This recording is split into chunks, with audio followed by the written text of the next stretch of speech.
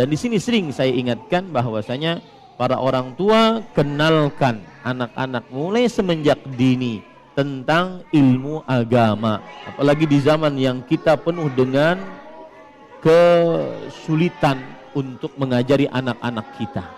Harus berjuang. Semua dari kita, dari mulai ustadznya sampai murid-muridnya harus berjuang untuk mendidik anak-anak. Kemudian setelah itu, pastikan anak-anak kita mulai semenjak dini belajar ilmu agama, terutama ibu-ibu perhatikan, belajar ilmu agama dari tangannya dulu.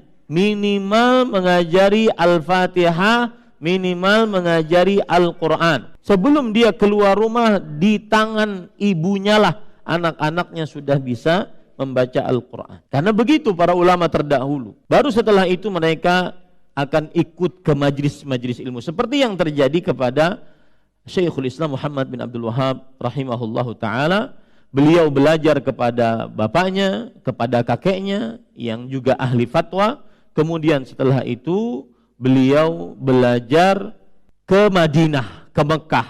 Kemudian kembali lagi ke kotanya, ke Uyainah. Kemudian setelah itu beliau belajar ke Irak. Lihat kota-kota yang beliau belajar ilmu agama. Ke Mekah, Madinah, sekalian haji, sekalian umrah. Kemudian ke Irak.